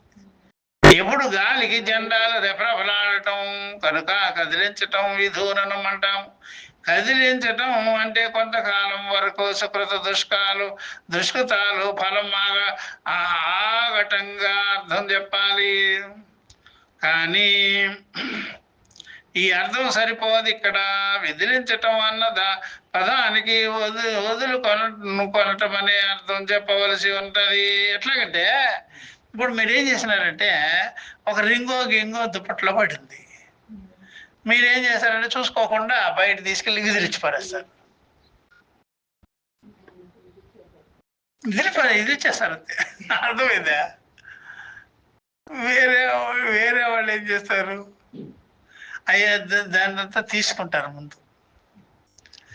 అప్పుడు మీకు తెలియకుండానే విదిలిచ్చేసారు. నాకు అవసరమే లేదు, ఏదన్నా సరే విదిలిచ్చేస్తున్నానంటే అది కరెక్ట్ అవుతుంది. కానీ మీరు ఏం చేస్తున్నారంటే తెలిసి దీంట్లో ఒక ఉంగరం పడింది, దాన్ని విదిలించి తీసుకుంటారు, లేకపోతే తెలియకుండా విదిలిచ్చేసి మళ్ళీ అపేక్షిస్తారు. అట్లా ఉంటాయి అన్నమాట. ఇచ్చేసిన తర్వాత మళ్ళీ ఆశపడటం అట్లా. కానీ ఇక్కడేమో అట్లా విదిలించుకోవాలి, మొత్తం వదిలిపోవాలి, దెబ్బకి వదిలేయటం అట్లా కదలుతుంది. అవి తర్వాత అవి కానుకలుగా శత్రువులకు మిత్రులకు చేరుతున్నాయని చెప్పబడినవి. ఆ కానుకలు ఎవరికి చేరింది? శత్రువులకి మిత్రులకి చేరిపోయింది, మిగిలి చేసినారు. చూసారా? అట్లాగే చేస్తాం. ఎదుటి వారికి అవి దానంగా వెళ్ళాలంటే అసలు వారు వదలకుండా ఊరక కదిలించినంత మాత్రంగా వెళ్ళవు కదా. దానంగా వెళ్ళాలనుకో, వాళ్ళకి సమర్పితంగా వెళ్ళాలనుకో, అవి ఎట్లాగా పుణ్య ప్రకారంగా కదిలించిన మాత్రాన వెళ్ళవు కదా. అయితే ఒకరు చేసిన పుణ్యపాపాలు అవి చేయని ఇతరులకు కానుకలుగా వెళ్ళడం యుక్తంగా లేకపోయినా అలా వెళ్తాయని చెప్పిన వాక్యాన్ని బట్టి ఇక్కడ అర్థ నిర్ణయం చేయాలి. ఒకరు చేసిన పుణ్యపాపాలు ఇంకొకరికి వెళుతున్నాయంటే అది కరెక్టా? వెళ్ళొచ్చు అట్లాగా? వాళ్ళకి ఇచ్చేస్తారంటే వాళ్ళ కర్మను వాళ్ళకి అప్పచెప్తారండి, నువ్వు పడరా అని. అట్లా ఎలా కుదురుతుంది? అది ఈ ప్రకారంగా ఇట్లా ఉండకూడదు. కానుకలు సమర్పిత భావం వేరు, సర్వసంగ త్యాగ భావన వేరు, ఇవి వేరు. కాబట్టి ఈ ప్రకారంగా అలా వెళ్తాయని చెప్పిన వాక్యాన్ని బట్టి ఇక్కడ అర్థ నిర్ణయం చేసుకోవాలి. కనుక కానుకలు వెళ్తాయన్నారు కనుక వాటిని సొంతదారులకు జ్ఞానులైన వారు వదులుతారనే అర్థం చెప్పాలి. తెలిసి వదులుతున్నాం, అది వాళ్ళకి చెందాలని. ఈ కానుకల వ్యవహారం ఒక చోట ఉన్న కుశాశ్చంద స్తుతి ఉపగాన న్యాయంతో పూర్వ వ్యాఖ్యానంలో వివరించాం కదా. అట్లాగా అన్ని చోట్ల అవసరమని కలుపుకోవాలని నిర్ణయించటానికి కారణమైంది. జెండా కొనలాగా పాప పుణ్యాలు రెపరెపలాడించటం అసలు అర్థంగానే రదు. అవి ద్రవ్యములు కావు, పుణ్య పాపాలు ఉన్నాయే, అది ద్రవ్యాలుగా పట్టుకునేది కాదు. అది విచిత్రం. పుణ్య పాపాలనేది డబ్బు వల్ల బిడ్డల వల్ల కనిపించడం, అది మనసులో ఒక భావం ఉంటుంది. ఏంటది? ఆ భావం బయటికి కనిపించదు. పుణ్యము పాపం బయటికి కనిపించదు. అది అదృష్టంగా ఉండి చేస్తుంటది పని. భావం ఏం చేస్తుంది? మీకు ఉండొచ్చు, లేకపోవచ్చు, లేకుండా సుఖపడుతుంటారు, ఉండి దుఃఖపడుతుంటారు. అది పుణ్యపాపాలంటే. ఉండి దుఃఖపడుతుంటారు, లేక సుఖపడుతుంటారు. అంత ఉల్టా అది. ఈశ్వరుడిది చాలా విచిత్రం. ఇదేంటి స్వామి, ఉన్నవాళ్ళేమో అలా ఏడుస్తున్నారు, లేని వాళ్ళేమో ఎంత సంతోషపడుతున్నారు. అదే పుణ్యం అంటే. సామాన్యంగా భావం అది మనకి కనిపించదే కనిపించదు, అదృష్ట శక్తి. కాబట్టి పుణ్యపాపాలను ధనధాన్యాల భార్య బిడ్డల వల్ల దేని వల్ల నువ్వు చెప్పలేవు. అది ఒక విచిత్రం. కంటికే కనిపించదు, ప్రత్యక్షాది ప్రమాణం లేవు దానికి. అదొక భావం. ఆ పుణ్యపాపాల గురించి, ఆ భావాల గురించి నువ్వు వదిలించుకోవాలంటే ఆత్మజ్ఞానం కలగాలి. అప్పుడు ఆత్మజ్ఞానం కలిగినప్పుడు ఆ పుణ్యపాపాలు నీకు అవసరమే లేదు. విధూయా, నాకు ఇవి కొడదు బా, ఈ పుణ్యపాపాలు కొడద్దు. ఈ ప్రకారంగా పుణ్యపాపాలను వదిలిచేసుకుంటాడు జ్ఞానం కలిగి. అవి ద్రవ్య పదార్థాలు కావు కదా. గుర్రం రోమాలను కదిలిస్తూ దానితో పాటు ఆ దుమ్మును దులిపినట్లు జీర్ణమైన రోమాలను కూడా విదిలిస్తుంది. చూసారా? రాలిపోయి ఎంట్రుకలు ఉంటాయి, అవి కూడా రాలిపోద్ది దెబ్బకి. ఇప్పుడు మనం కొన్ని ఏం చేస్తుంటామంటే ఎంట్రుకలు ఊడిపోయే ఎంట్రుకలు వచ్చేస్తుంటాయి, అది దూగానే వచ్చేస్తుంటాయి, లాగ్గానే వస్తుంటాయి, ఊరికేనా అట్లాగనమాట. ఈ ప్రకారంగా గుర్రం రోమాలను కదిలిస్తూ దానితో పాటు దాంట్లో ఉండేటువంటి దుమ్ము ధూళి పడిపోవటమే కాకుండా అది జీర్ణమైపోయిన రోమాలు కూడా పడిపోతుంటాయి. అలాగే గుర్రం రోమాలను వలె పాపమును విధిలించి అని కూడా బ్రాహ్మణం చెప్పింది. గుర్రం రోమాలు ఎలా పోతాయో అలాగే పాపము కూడా, వదిలిపోయే పాపం కూడా ఉంటుంది మనలో, అట్లా దాన్ని వదిలించేసుకోవటం జ్ఞానంతో అని బ్రాహ్మణం చెప్పింది. ఇలా అర్థం మార్చటం వలన వ్యాకరణ శాస్త్రంతో విరోధం రాదు. ఇలా అర్థం మార్చుకుంటే వ్యాకరణ శాస్త్రం ఏమి అంత మనల్ని, దానికి ఏం విరోధం లేదు. తదుక్తం సూత్రపదము ముందే వ్యాఖ్యానించబడింది. ధాతువు నామని అర్ధకార్థకత్వాత అనడం రివాజు. కుర్ద ఖుర్ద గుర్ద గుద క్రీడాయామేవ అని ఈ ధాతువులో క్రీడ అనే అర్థంతో ఈయన వచ్చిందనమాట. ఒక పదానికి కుర్ద అన్న, ఖుర్ద అన్న, గుర్ద అన్న, గుద అన్న, క్రీడాయాం ఏవా, క్రీడకి సంబంధించిన పదాలవి. ఈ ధాతువులో క్రీడ అనే అర్థంతో మాత్రమే అనడం వలన మిగిలిన ధాతువులకు ఇలా అర్థ నియమం లేదు. అన్ని చోట్ల రాదు ఈ అర్థం లేదని, అర్థాంతరాలు కనపడవచ్చునని వ్యాకరణ శాస్త్రవేత్తలు కూడా అన్నారు. కానీ ఇక్కడ వదలడం అంటే ఇలాగా, వదలడం అంటే జ్ఞానేన వివేకేన, మిథ్యాత్వ దృష్టి కలిగి ఉండటమే వదలడం. మిథ్యాత్వ దృష్టి కలిగి ఉన్నదనుకోండి వదిలేస్తాం, అది ఎవరికి బాధిక. కానీ మీరు వదిలేదంతా కూడా సమర్పితం చేస్తున్నారు, ఎవరికో ఇస్తున్నారు. ఏదో వెంకటేశ్వర స్వామి తలనీలాలన్నట్టు. ఇలాంటి చెడ్డ వాళ్ళకి పోద్ది ఇది, మంచి వాళ్ళకి పోద్ది ఇది, అట్లా. అది ఎట్లా కరెక్ట్ కాదు. ఈ జ్ఞానంతో జరిగింది, ఆత్మజ్ఞానంతో జరిగింది, అనిత్యత్వంతో అనిత్యము అని తెలియడం జరిగింది, మిథ్యా విషయం అని జరిగింది, అట్లా వదిలిపోవడం కరెక్ట్. అప్పుడు ఏమవుతుంది, మీకు ఏ రకంగా మీలో అది మిమ్మల్ని వదిలిపెట్టినట్టుగా కాదు, ఏం కాదు, మిథ్యా తెలిసిపోయింది. మిథ్యా దృష్టే వదలడం. నేనంటే మిథ్యా దృష్టి. మిథ్యా దృష్టి అని తెలిసింది అనుకోండి, మీ దగ్గరే ఉంటుంది, వదిలిపోయింది, అది వదిలేసేసి. మిథ్యా దృష్టి అని తెలియలేదనుకోండి, మీరు అప్పుడు దాన్ని ఇవ్వడము వదిలించుకోవడము అని భౌతికంగా చేస్తుంటారు, అట్లా. ఈ ప్రకారంగా ఇది కూడా అయిందనమాట. ఇది కర్మోపాసనలో ఏ ప్రకారంగా వదలడం ఉందో, ఏ పురుషన్ నపావరును సత్యధర్మాయ దుష్టయ్యే అని, అట్లాగా ఇక్కడ అది కాదు. హృదయ గ్రంథి విచ్చిత్తి అనేది అది చాలా సూక్ష్మమైనది. ఇప్పుడైనా ఎవరైనా తెలుసుకోవాలి. పుణ్యపాపాలు అంటే మన దగ్గర పుణ్యపాపాలు ఉన్నాయో లేవో అని కూడా తెలియదు. అది ఎదురు కనిపించేది అనే కాదు. ఎట్లా తెలుస్తుంది అంటే, మీకు యథార్థ జ్ఞానం కలిగేప్పుడు పుణ్యం నాలో ఉంది. తెలియకపోవడం అనేది పాపం, తెలియకపోవడం అనేది తగ్గుతూ ఉంది. నాకు తెలుస్తున్నది, ఇదే పుణ్యం. ఈ పుణ్యము మీరు ఎక్కడ అప్లై చేయలేరు, ఇంకా లోకంలో ఎక్కడ అప్లై చేయలేరు. అందుకనే తెలుసుకోవడం అనేది పుణ్యము, తెలుసుకోకుండా ఉండేది పాపం, అజ్ఞానం. అది. ఓం సహనావతు సహనో భునక్తు సహ వీర్యం కరవావహై తేజస్వినావధీతమస్తు మా విద్విషావహై. ఓం శాంతి శాంతి శాంతి. హరి ఓం శ్రీ గురుభ్యో నమః. హరి ఓం తత్సత్.